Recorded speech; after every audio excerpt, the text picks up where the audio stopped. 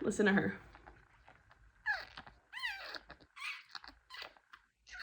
As a new litter owner or a new breeder, I want to make sure you guys know what to look for when you bring your puppies home.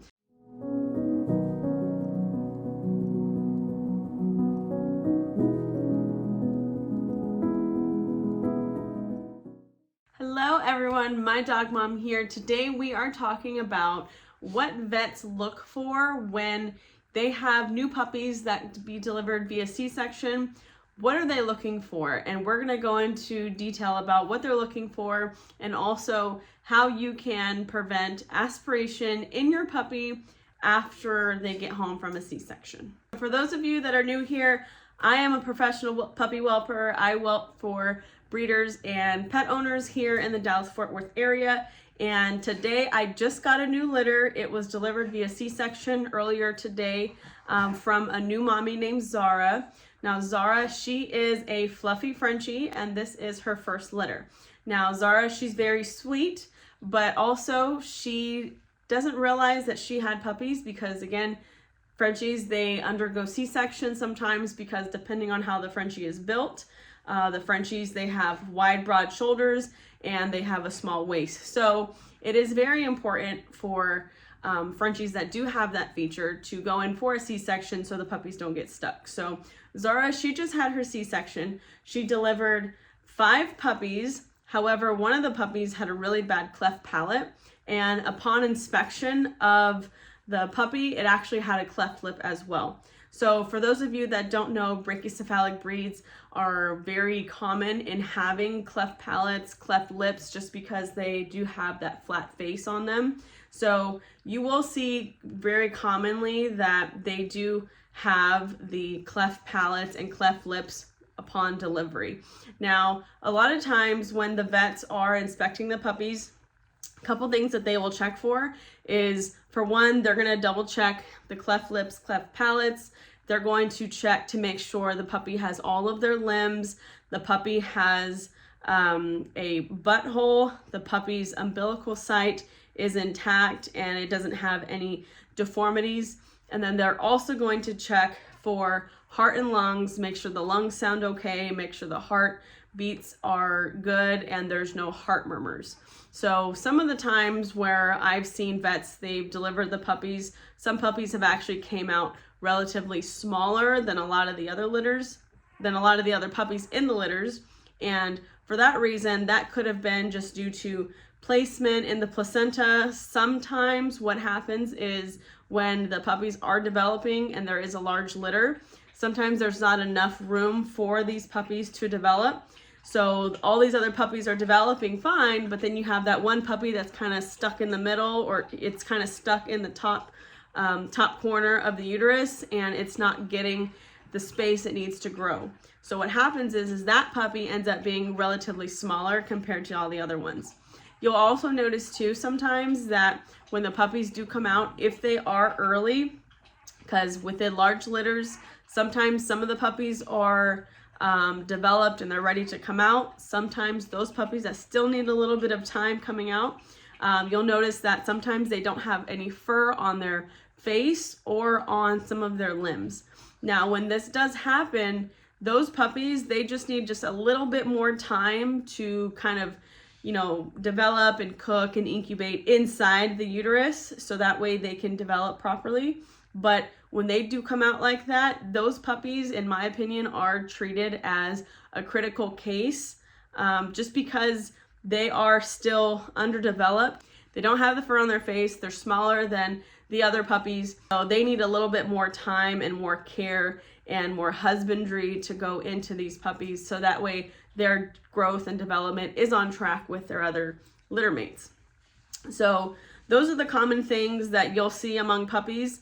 Also, you'll notice that sometimes these puppies, when they are developing, their chest is going to be kind of divoted inwards, and some of them will be pushed outwards. So it'll be kind of like a bird chest where you see a pigeon, they have that really big chest. Sometimes the chest is really rounded out and pointed out, or also a hernia.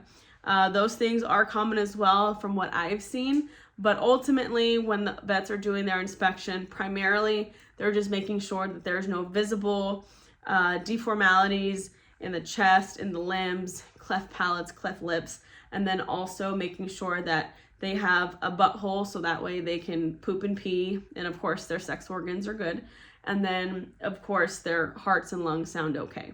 Now sometimes when you do go to a vet and the vets are really busy, they'll kind of just do a quick little check, get all the fluid out, and then that's it.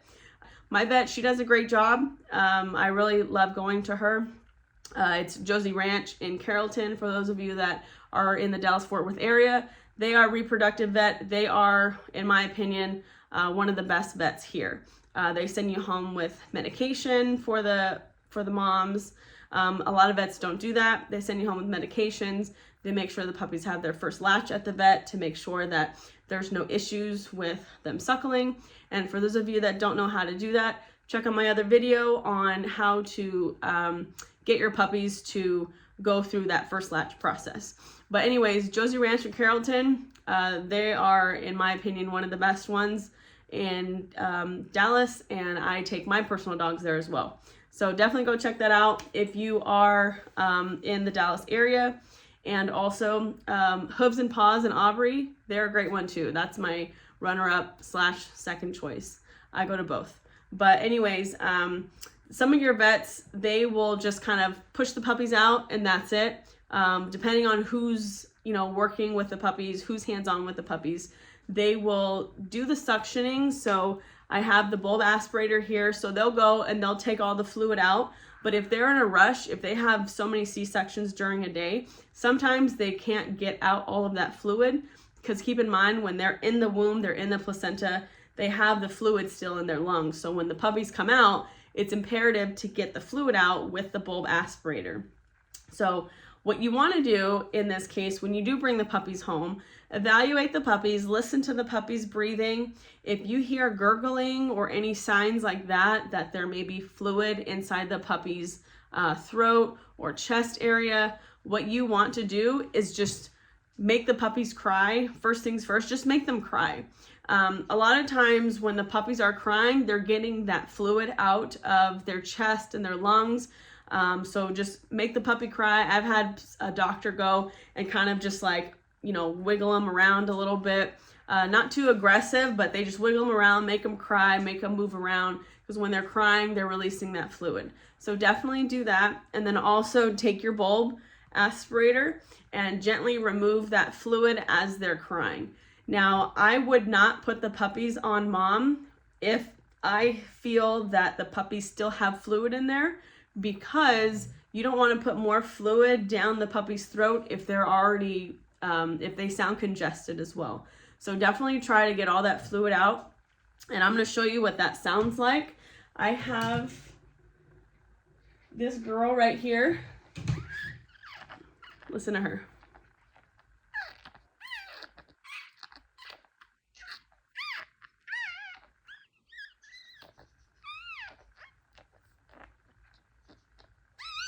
And you see how she's a little gurgly? You can kind of hear it.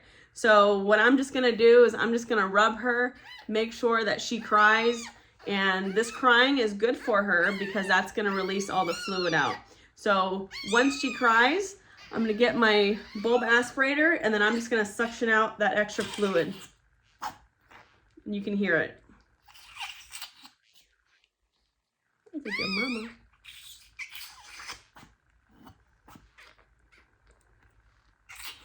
You're going to put it towards the back of the throat and you're just going to suction it out.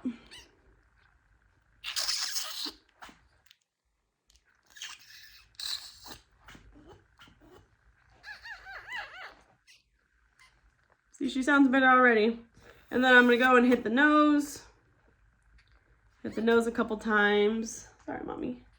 Repeat the process, rub their back, make them cry like this. Again, that's going to release all the fluid. And she's crying without that gurgling sound. So if you have your puppies that doesn't sound like all the fluid is out, just hit them with the bulb aspirator. Use that a couple times. I personally like to use the electronic aspirator right here on the nose. This is a really good one that I like to use because it has 3 power settings and it gets everything out of the nose that the bulb aspirator tip is too big to use. So definitely check that out. But that is ultimately what the vets look for and how you can prevent the aspiration from the fluid in their lungs when you take them home. So I hope that was helpful. If you guys have any questions, please leave it in the comments below, and take care of your puppies.